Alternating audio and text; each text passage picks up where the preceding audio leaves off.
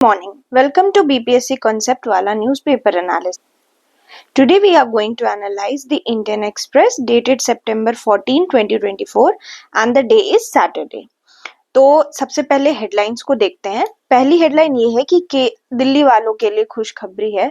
सो जो भी दिल्ली वाले हो, आपके सीएम लौट आए हैं, मतलब जो भी दिल्ली में अभी रह रहे हैं, दिल्ली में कोई कनेक्शन है तो सीएम वापस आ गए हैं। बिना सीएम के चल रहा था राज्य या यूटी, आपको पता ही है, दिल्ली इज यूनियन टेरिटरी। तो केजरीवाल जी फ्री हो गए हैं, सुप्रीम कोर्ट ने इनको बेल दे दिया है और जज ने सीबीआई को डॉक कर दिया है। ठीक है, अब बताती हूँ इसका क्या मतलब होता है। देखिए, दिल्ली के सीएम केजरीवाल जी को 6 महीने के बाद जो कि ईडी ने इनको अरेस्ट किया था और सीबीआई ने इनके ऊपर एलिगेशंस लगाई थी कि दिल्ली एक्साइज पुलिस केस में ये जो है वो दोषी है करप्शन के लिए। तो सुप्रीम कोर्ट ने अब इनको बेल दे दी है। ठीक है, और इन्होंने कहा है सुप्रीम कोर्ट कि देखो, जो ईडी होता है ना, उसमें बेल की ट्रिपल कंडीशन होती है। यही प्रीलिम्स वाली चीजें जो मैंने आपको कहा था, प्रीलिम की बात बताऊंगी। तो देखो, ईडी जब भी अरेस्ट करता है ना, तो बेल के लिए एक ट्रिपल कंडीशन होती है जिसको फॉलो करना पड़ता है। ट्रिपल कंडीशन, ठीक है, वो अगर फॉलो करेगा तभी कोई इंसान को बेल मिलेगा। ये कंडीशन जो है वो फॉलो कर ली है इन्होंने, तो ये बेल मिल चुकी है और अब जो है वो केजरीवाल जी फ्री हो चुके हैं। बाकी मैंने आपको टाइप्स ऑफ बेल करवाया था प्रीलिम्स के लिए। अभी क्या इंपॉर्टेंट है, एक तो आप लोग ये triple bail condition, twin bail condition. देखो, ट्रिपल बेल पता है, वैसे एक ट्विन बेल कंडीशन होती है जो कि एक एक्ट है, उसके अंदर ये इम्पोर्टेंटली मिलती है। उसका नाम क्या है? PMLA, prevention of money laundering act. इसके अंदर ट्विन बेल कंडीशन होती है। ठीक है, तो वैसे ही ट्रिपल बेल कंडीशन है और इस वजह से इनको बेल मिल चुकी है। बाकी types of bail, prelims important क्या है, टाइप्स ऑफ बेल, ये मैंने आपको एक क्लास में अच्छे से बताया था कि 3 तरह के बेल होते हैं। ठीक है, एक तो रेगुलर बेल होता है, दूसरा एंटिसिपेटरी बेल होता है और तीसरी बेल जो होती है उसको हम लोग बोलते हैं इंटरिम बेल। और यही इंटरिम बेल जो है वो मिल चुकी है किनको? तो केजरीवाल जी को। और ये इंटरिम बेल किसने दिया है? तो ये सुप्रीम कोर्ट ने दिया है। तो ये टाइप्स ऑफ बेल हो गया।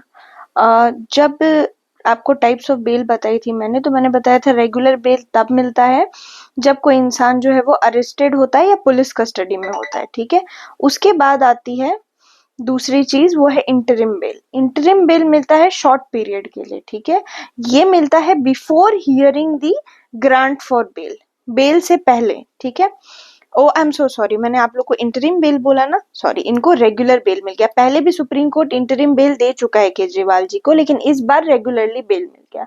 फिर तीसरा मैंने आपको बताया था एंटीसिपेटरी बेल। एंटीसिपेटरी बेल जो है वो सेक्शन 438 ऑफ सीआरपीसी, अभी तो ये चेंज हो चुका है, उसके अंदर मिलता था। ठीक है, एंटीसिपेटरी बेल में क्या होता था, एक इंसान जिसको डर था कि मैं अरेस्ट हो सकता हूँ, वो एंटीसिपेटरी बेल के लिए फाइल कर सकता है और फिर ये नॉन अवेलेबल ऑफेंस के लिए है। ठीक है, पुलिस के लिए किसी नॉन बेलेबल ऑफेंस में अगर उसको डर है कि वो जो है वो अरेस्ट हो सकता है, तो उसको एंटीसिपेटरी बेल बोलते हैं। इसको टाइप्स ऑफ बेल बोलते हैं। ठीक है, और बेल जो है, बेल का मतलब क्या होता है? बेल का मतलब भी मैंने आप लोग को समझाया था कि बेल जो है वो एक फ्रेंच वर्ड बेलर से निकला था, जिसका मतलब होता था to deliver, to deliver, deliver करना। ठीक है, तो वो बेल की चीज है। और बेल जो है ना वो एक्सेप्शन नहीं, बेल ही रूल होना चाहिए, ऐसा सुप्रीम कोर्ट ने एक बार पहले भी कहा था।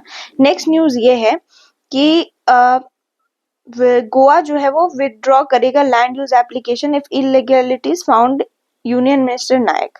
तो देखिए, इंडियन एक्सप्रेस ने एक रिपोर्ट कुछ टाइम पहले ही डाली थी जिसमें जिसमें 2 मिनिस्टर्स, ठीक है, उनको एक land of the law use, एक लैंड यूज लॉ थी। ठीक है, उस लॉ के इन दोनों को बेनिफिशियरी कहा जा रहा था, मतलब इलीगल है था ये लैंड यूज लॉ। और इस इलीगैलिटी में 2 जो है वो मिनिस्टर का नाम निकला था। इसमें से एक मिनिस्टर है union minister of state for power and new renewable energy, Shripad Naik. अब प्रीलिम्स के लिए क्या इंपॉर्टेंट है? इनका नाम।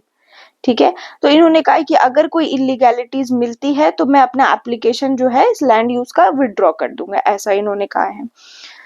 तो ये कुछ काम की चीज थी। इम्पोर्टेंट तो आज यही है कि 6 महीने बाद जो है वो केजरीवाल जी बाहर आ गए हैं। उसके अलावा दुखद न्यूज ये है कि 2 जवान हमारे मारे गए हैं। कहाँ? किश्तवाड़ रीजन में, जहाँ पे पोल्स होने वाली हैं 4 दिन में।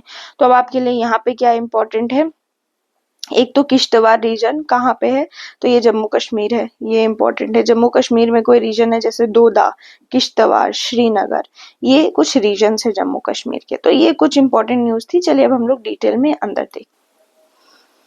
पहली न्यूज ये है कि Indore emerged as a winner in 7 times clean city ranking to have golden city category। देखिए, एक रैंकिंग होती है जिसको क्लीन सिटी रैंकिंग बोलते हैं, उसके अंदर इंदौर जो है वो 7वीं बार जीता है।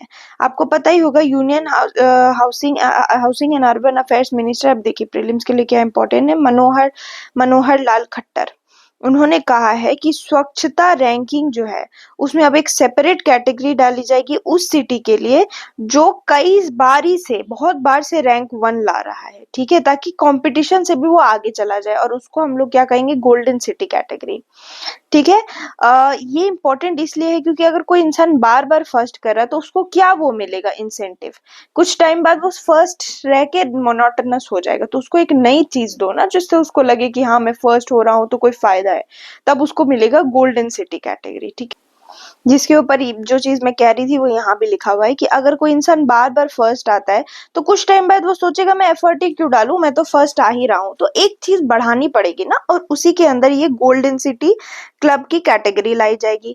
इन्होंने बोला जो कंपटीशन है क्लीनेस्ट सिटी का, उसमें golden city winner general competition से अलग हो जाएगा और एक क्लब में डाला चला जाएगा, उस क्लब में आ जाएगा, तो बहुत अच्छा लगेगा कि हाँ मैं गोल्डन सिटी क्लब में आ गया, मैं 10 बारी जो है वो फर्स्ट किया तो अब मैं गोल्डन सिटी क्लब में आ गया, फिर लोग इसके लिए कम्पीट करेंगे कि मुझे भी गोल्डन सिटी क्लब में आना है, तो एक नई कैटेगरी आ जाएगी। इंदौर के बारे में बता दें तो इंदौर जो है वो जितने भी क्लीनेस्ट सिटी अवार्ड्स होते हैं वो सारे टॉप किया है, ठीक है, उसको 7 अवार्ड तक मिले हुए हैं, ठीक। और ये अवार्ड्स जो है ना, ये जो क्लीन सिटी अवार्ड्स हैं, ये लॉन्च हुए थे 2016 में।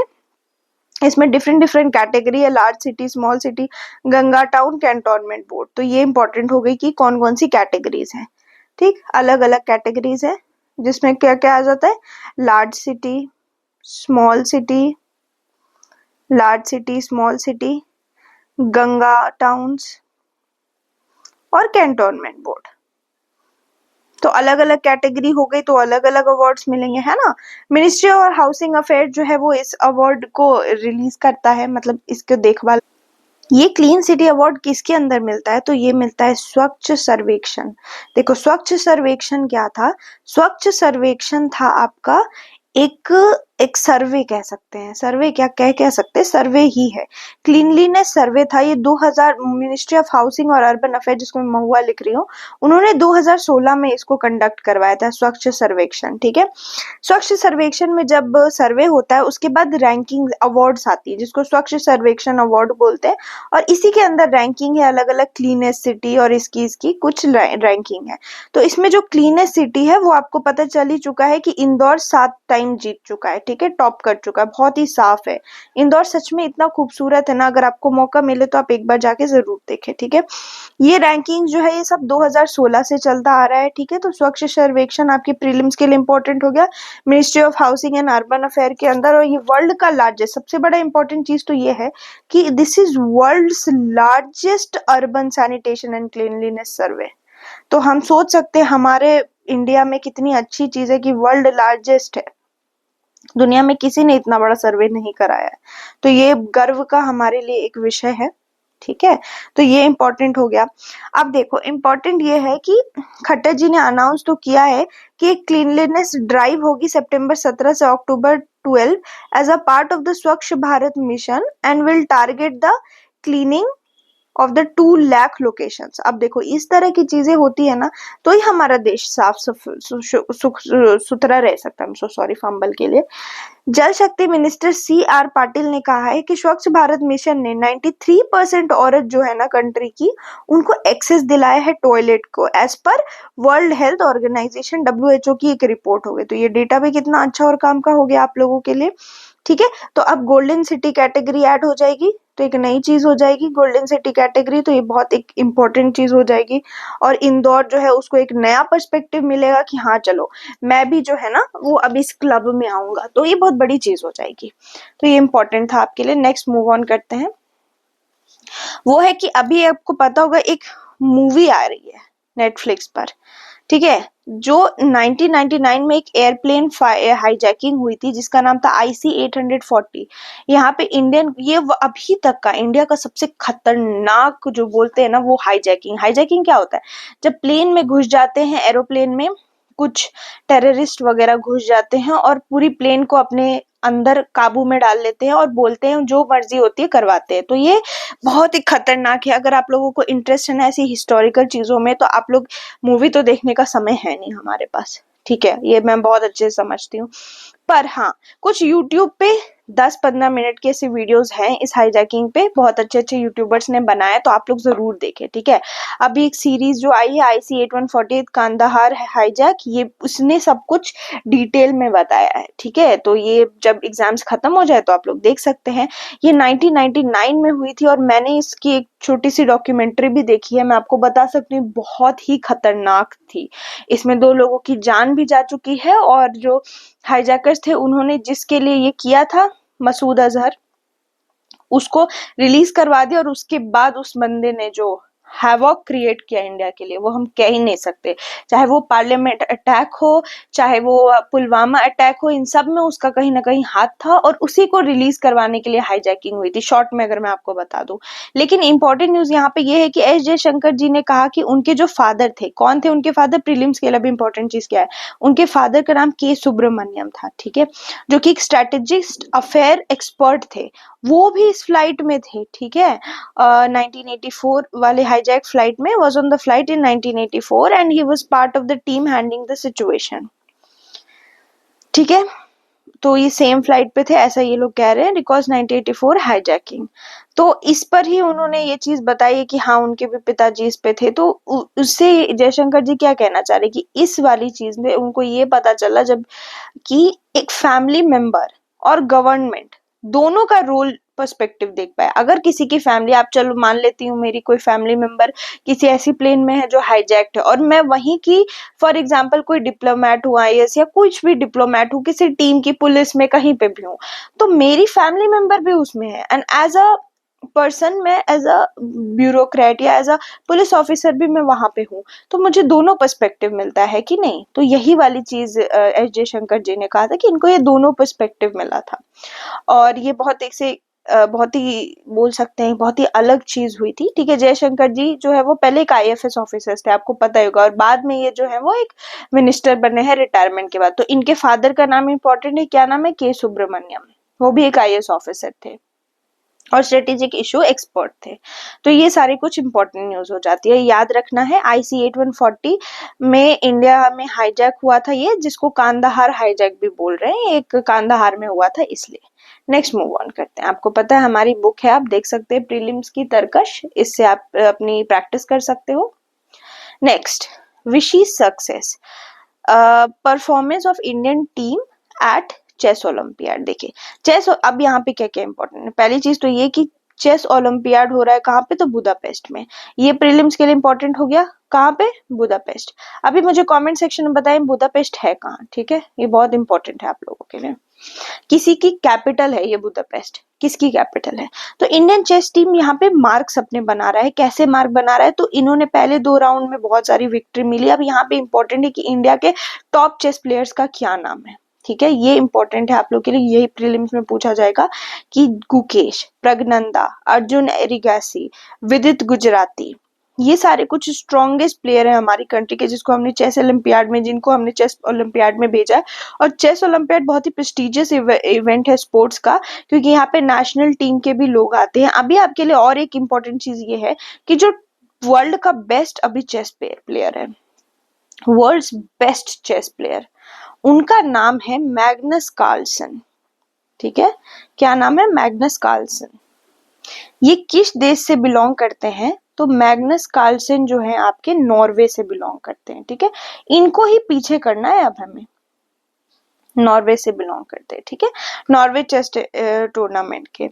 तो इम्पोर्टेंट ये है आपके लिए कि ये जो चेस है ओलंपियाड है, अभी प्रीलिम्स के लिए इतना डिटेल अभी जाने की जरूरत नहीं है, पर प्रीलिम्स के लिए क्या क्या इंपॉर्टेंट है, तो आपको याद रखना है कि गुकेश जो है वो बहुत ही एक अच्छे यंगेस्ट प्लेयर हैं, जो कि बहुत कम उम्र के हैं, तो डी गुकेश हमेशा न्यूज में रहते हैं, ठीक है। इनमें से कोई भी जीतता है तो बहुत बड़ी चेंज लेकर आ सकता है। दूसरी चीज ये है कि इस चेस गेम में 190 से ज्यादा कंट्री के जो प्लेयर्स हैं, लोग तो नहीं, कंट्री के प्लेयर्स ने पार्टिसिपेट किया, तो ये एक इंपॉर्टेंट चीज थी। नेक्स्ट मूव ऑन करते हैं। नेक्स्ट है साइंस की चीज, तो वो है कि हीलियम क्या है और इसको रॉकेट में क्यों यूज करते हैं। तो ये बता दूं आपको, 2 नासा के एस्ट्रोनॉट जो है वो बोइंग के स्टार लाइनर पे हैं, ठीक है, जो कि वो इंटरनेशनल स्पेस स्टेशन पे रहेंगे महीने महीने, बिकॉज वहां पे एक फॉल्टी प्रोपल्शन सिस्टम है जिसको इन्होंने ठीक करना है। वहां पे हुआ क्या है, फॉल्टी प्रोपल्शन सिस्टम में हीलियम लीक हो गया है। अब इंपॉर्टेंट बात आ जाती है कि हीलियम है क्या, लीक हुआ है, क्या भी चीज है, ठीक है। अब इम्पोर्टेंट ये है कि इस हीलियम लीक के वजह से कौन कौन से मिशंस जो है वो अफेक्ट हुए हैं पास्ट में। पहला तो इसरो का चंद्रयान 2 और यूरोपियन स्टेट एजेंसी का एरियन 5, ये 2 पहले भी हीलियम लीक से अफेक्ट हो चुके हैं। तो इससे ये पता चल रहा है आपको हीलियम लीक है तो कोई खतरनाक चीज। अब इसको देखने के हमारा क्या रिवीजन हो गया, तो यूरोपियन एरियन 5 अगर कभी आपके एग्जाम में दिखता है कि किस कंट्री का है, तो आप ये बता सकते हो यूरोपियन स्पेस एजेंसी का। और चंद्रयान 2 तो आपको पता है, इन सब में हीलियम लीक ने इसको गुड़ गोबर कर दिया था, ठीक है। दूसरी चीज ये क्या है, falcon 9 rocket before Polaris don mission launch on August. अभी एक और आपको रॉकेट दिख रहा है फैल्कन 9, तो कल को कहीं भी एग्जाम में आता है कि फैल्कन 9 क्या है, तो falcon 9 is a rocket space station के लिए, ठीक है। Falcon 9 rocket. देखो हीलियम है क्या, क्यों स्पेस रॉकेट्स हीलियम यूज करते हैं, क्योंकि हीलियम इनर्ट है। इनर्ट का मतलब जो रिएक्ट नहीं करता दूसरे सब्सटेंस से, मतलब बड़ा सिंपल सीधा साधा इंसान है। यूजुअली अगर आप इसकी जगह कोई और भी गैस यूज करते हीलियम की जगह, तो वो रिएक्ट कर जाता। फॉर एग्जाम्पल मान लो नाइट्रोजन है या फॉर एग्जाम्पल कुछ और, तो वो रिएक्ट कर जाता। बट हीलियम जो है ना वो इनर्ट है। इसका एटॉमिक नंबर कितना है हीलियम का, तो its atomic number is 2। Atomic number 2 है हीलियम का। और ये सेकेंड लाइटेस्ट एलिमेंट है आफ्टर हाइड्रोजन, यानी आपको पता चल गया सबसे लाइटेस्ट एलिमेंट कौन सा हो गया, तो लाइटेस्ट एलिमेंट आपका हो गया हाइड्रोजन, ठीक है। यही सब प्रीलिम वाली सेंट्रिक चीजें। दूसरी चीज क्या है, सेकेंड लाइटेस्ट है। रॉकेट्स को क्या होता है ना, एक स्पेसिफिक स्पीड अचीव करनी होती है, क्योंकि उनको बहुत तेज चलेंगे तभी तो पहुंच पाएंगे, और एक बहुत ऑल्टीट्यूड भी चाहिए, मतलब हाइट चाहिए उनको अपना ऑर्बिट मेंटेन करने के लिए, तभी रॉकेट इतनी ऊपर स्पेस में जा पाता है। अगर मान लो कोई रॉकेट इतना हैवी हो, उसको इतनी ज्यादा एनर्जी की नीड पड़ेगी, और उतनी ज्यादा एनर्जी की वजह से उसको कंजम्पशन होगा, तो उसको उतना ही ज्यादा पावर चाहिए होगा, और ये एक्सपेंसिव भी है डेवलप करना, टेस्ट करना और मेंटेन करना। तब हीलियम यहाँ पे आता है एज अ सेवियर। हीलियम की जो है ना बहुत ही लो बॉइलिंग पॉइंट है, लो बॉइलिंग पॉइंट है 268.9 डिग्री सेल्सियस। इससे क्या होता है कि अगर ये बहुत ठंडी जगह में भी चला जाता है ना, जैसे आपको पता है स्पेस काफी ठंडा है, तो हाँ वहां भी ये गैस रहता है, ठीक है। तो ये भी एक बहुत इंपॉर्टेंट फीचर है। तो आपको आप पता चल गया कौन कौन सी इंपॉर्टेंट फीचर है हीलियम की, और इसीलिए इसको स्पेसक्राफ्ट में यूज करते हैं। अब थोड़ा सा हीलियम के बारे में अगर मैं बताऊं आपको, तो देखो ये हीलियम, इसका symbol, element symbol, atomic number 2 है, एटॉमिक वेट 4 है। इसकी डिस्कवरी किस साइंटिस्ट ने की थी, तो पियरे जूस जैनसन ने की थी। इसका एक इलेक्ट्रॉन स्पिन 1s2 है। तो ये तो केमिस्ट्री हो गई, थोड़ा डिटेल केमिस्ट्री की। केमिस्ट्री में क्या होता है ना कि अलग अलग sp-df ऑर्बिटल्स होते हैं, उसके अंदर नंबर ऑफ इलेक्ट्रॉन होता है, तो उतना समझने की जरूरत नहीं है, बस ये देख लीजिए कि क्या है। दूसरा कि कौन से ग्रुप से बिलोंग करता है, तो ग्रुप 18, इसमें नोबेल गैसेस होती हैं, ठीक है। तो ये गैस है, इतना पता चल गया। पीरियड इसका पहला है। दिखता कैसा है, तो कलरलेस गैस है, रेडिश ऑरेंज हो जाता है जब आयनाइज होता है। कहाँ यूज होता है, तो क्रायोजेनिक्स, यही क्रायोजेनिक है जो आपके रॉकेट में है। और दूसरा हीलियम वाले बलून, वो बलून्स देखा है बचपन में, जो ऐसे ऐसे होते थे और उड़ जाते थे हवा में, और हमें बड़ा पसंद आता था, अरे अरे ये बलून खरीदते हैं, उसको छोड़ो तो वो उड़ गया, तो उसमें हीलियम होता था, ठीक है। तो हीलियम को यूज कैसे करते हैं स्पेसक्राफ्ट में, तो हीलियम को प्रेशराइज फ्यूल टैंक पे यूज किया जाता है और कूलिंग सिस्टम के लिए यूज किया जाता है। एक फ्यूल और ऑक्सीडाइजर जब बर्न होता है ना रॉकेट इंजन में, तो हीलियम फिल कर देता है एम्प्टी स्पेसेस को, और इससे क्या होता है, प्रेशर मेंटेन रहता है। यानी कि हीलियम किस चीज के लिए इंपॉर्टेंट है, तो प्रेशर मेंटेनेंस के लिए, ठीक है। क्या ये प्रोन है लीक के, तो अब ये क्या ही सवाल हुआ, है तभी तो है, ये जा रहे हैं लोग यहाँ पे, नासा के एस्ट्रोनॉट जा रहे हैं इस लीक को ठीक ठीक करने के लिए। तो ऑफ कोर्स हीलियम का बहुत ही छोटा एटॉमिक साइज और बहुत ही कम मॉलिक्यूलर वेट है, जैसे कि आप यहाँ पे देख सकते हैं वेट कम है। इस वजह से क्या होता है ना, ये छोटे छोटे गैप्स और सील में जो है वो चला जा स्केप कर जाता है, क्योंकि छोटी साइज है तो भाग के वहां चला जाता है। पर क्योंकि बहुत ही लिटिल हीलियम है अर्थ के एटमॉस्फेयर में, तो लीक जो है ना वो बड़ी तेजी से पता चल जाता है। तो ये गैस इंपॉर्टेंट हो जाती है for spotting potential fault in the rocket. तो इससे क्या होता है कि इतनी छोटे अमाउंट में हमारे अर्थ में है कि फटाक से पता चल जाता है कि हाँ भैया लीक हुआ, और इस लीक को ठीक करने से हमें तुरंत तुरंत अगर ठीक करते तो रॉकेट का फॉल्ट भी पता चल जाता है। जो फ्रीक्वेंसी है ना हीलियम लीक की across space related systems have highlighted an industry wide need for innovation. अब फ्रीक्वेंसी इतनी ज्यादा हो गई है ना कि ये बता रहे हैं कि अब क्या चाहिए, इनोवेशन चाहिए। इनोवेशन क्यों चाहिए, कि ऐसा कुछ लेकर के आओ ना, ऐसा कोई डिजाइन लेके आओ जो उतना ही प्रिसाइज है और इतना टाइट मैकेनिज्म है कि हीलियम स्केप नहीं कर पा रहा है। तो ये कुछ इंपॉर्टेंट चीज थी हीलियम के, सबसे इंपॉर्टेंट यहाँ के पॉइंट्स थे आपके लिए प्रीलिम्स के लिए। ठीक है, तो इन पॉइंट्स को प्रीलिम्स पर्सपेक्टिव से आपने याद कर लेना है। ठीक है, ये इंपॉर्टेंट चीज हो गई।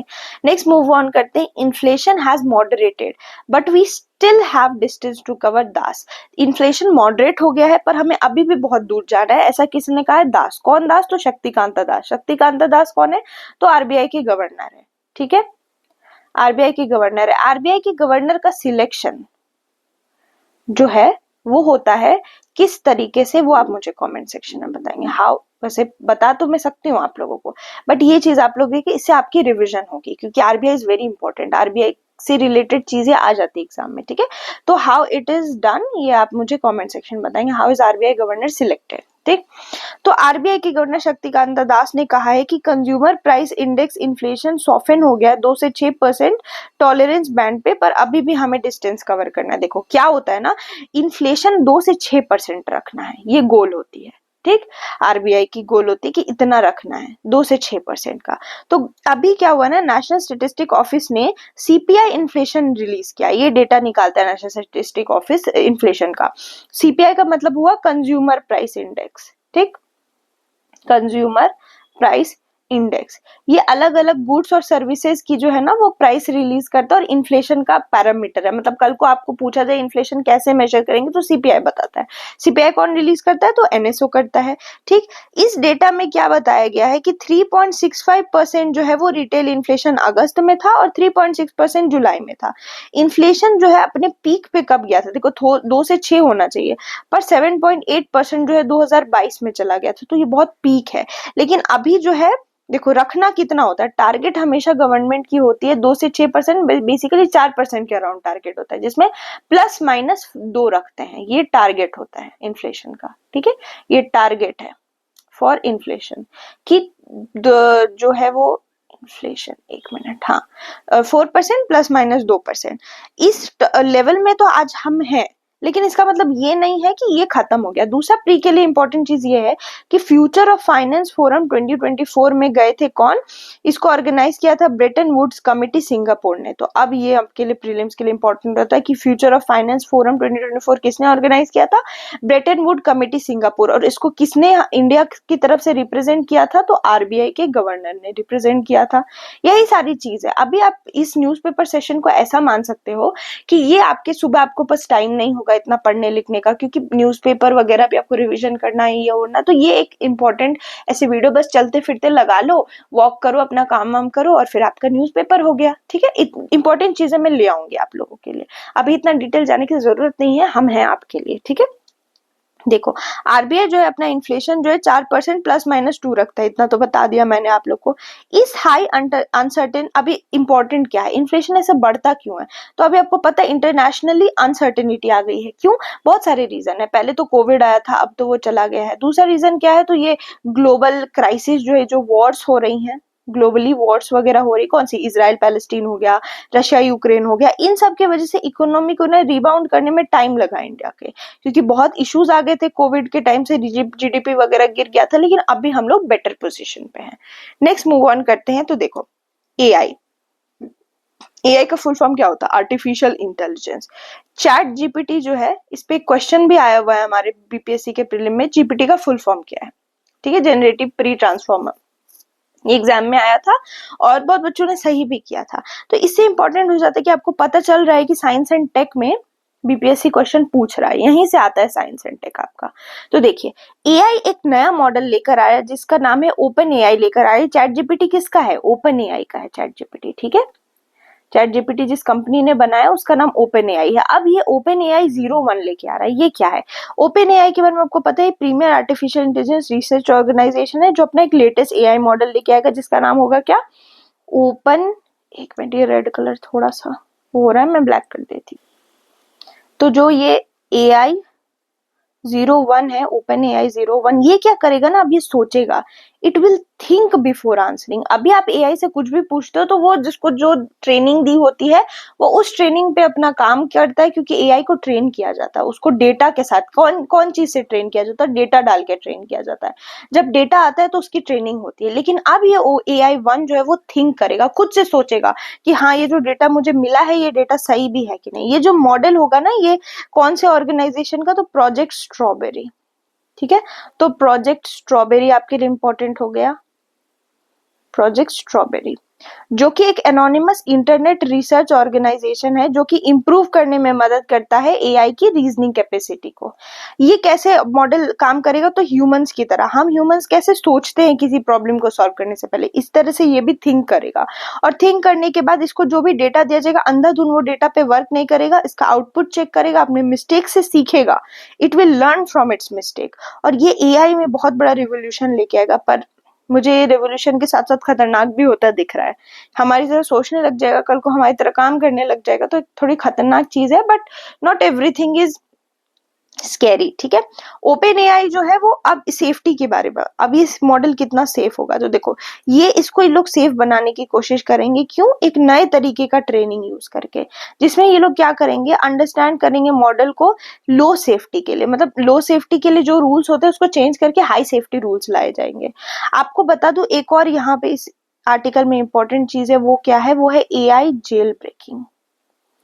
एआई जेल ब्रेकिंग, ये टर्म भी इस आर्टिकल में यूज किया गया, कल को एग्जाम में आ सकता है। एआई जेल ब्रेकिंग में क्या होता है ना, इवन व्हेन कभी कभी लोग क्या करते हैं ना, एआई को ट्रिक करते हैं कि वो खुद टूट जाए। एआई को ऐसी ऐसी चीजें लिख के देते हैं कि वो एआई जो है मैल फंक्शन करने लग जाता है, उसको बोलते हैं एआई जेल ब्रेकिंग। लोग खुद ही ट्रिक करने लगते हैं। तो इस मॉडल को ऐसे ट्रेन किया जाएगा कि ये एआई जेल ब्रेकिंग से भी बच सके, ठीक है। तो ये वाली, ये इम्पैक्ट कैसे करेगा जॉब और रिसर्च को? कोई भी चीज होती है तो उसमें इम्पैक्ट होता है। रीजनिंग जो है ना वो एक इंटेलेक्चुअल टास्क है। तो अगर जो है वो इसको हम लोग रीजनिंग का कैपेसिटी दे रहे हैं तो इसमें ह्यूमन इन्वॉल्वमेंट तो है ही है। तो कुछ इस तरह की कोडिंग और ट्रबल शूटिंग हम लोग अगर आईआईटी या फिर फाइनेंस या इंजीनियरिंग में, सॉरी आईआईटी नहीं, आईटी, फाइनेंस और इंजीनियरिंग में अगर इसकी कोडिंग सही से करते हैं तो वहां पे ये हेल्प करेगा। एआई 01 एक बिग स्टेप होगा एआई का हैंडल करने में, टास्क को ज्यादा प्रोफेशनली और स्किल तरीके से। तो ये एक इंपॉर्टेंट चीज थी। दूसरी चीज आपको दिखा दूं कि किम जोंग उन कौन है ये? तो ये एक डिक्टेटर है। कहाँ के? नॉर्थ कोरिया के। ये, इनसे लोग क्यों डरता है? छोटू सी तो कंट्री है, देखिए आप लोग, इतनी छोटी सी कंट्री है।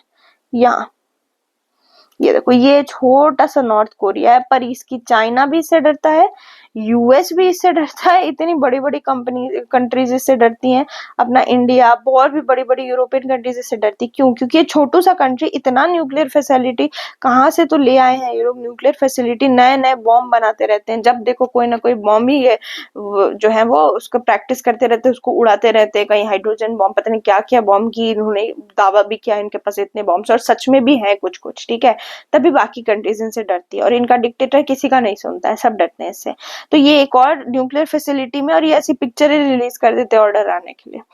तो आपके लिए इंपॉर्टेंट क्या है? North Korea. इसका कैपिटल क्या है? तो नॉर्थ कोरिया का कैपिटल आप लोगों के लिए इंपॉर्टेंट है, वो है प्योंगयांग, ठीक है, प्योंगयांग। लेकिन इसी का एक भाई है बगल में ही, साउथ कोरिया। दोनों टूट गए थे, कट गए थे और अलग अलग हो गए थे। साउथ कोरिया का कैपिटल आप लोग मुझे कमेंट सेक्शन में बताइएगा, ठीक है। साउथ कोरिया ज्यादा एडवांस है। जो के पॉप वाला जो आप सुनते हो ना, के पॉप और ये सारी चीजें, वो अपना साउथ कोरिया में है, के पॉप वगैरह। नॉर्थ कोरिया में यही सब होती है, डिक्टेटरबाजी, ये न्यूक्लियर फैसिलिटी, ये वो, ये सब। चलिए, क्वेश्चन ऑफ द डे आपका है कि कौन है ये फाउंडर? किम फैमिली जो है नॉर्थ कोरिया की, इनके एक फाउंडर थे, वो कौन थे? किम जोंग उन, किम इल संग, किम जोंग इल, या नन ऑफ द अबव? ये आप कमेंट सेक्शन में मुझे ही बताइएगा and keep reading. Thank you.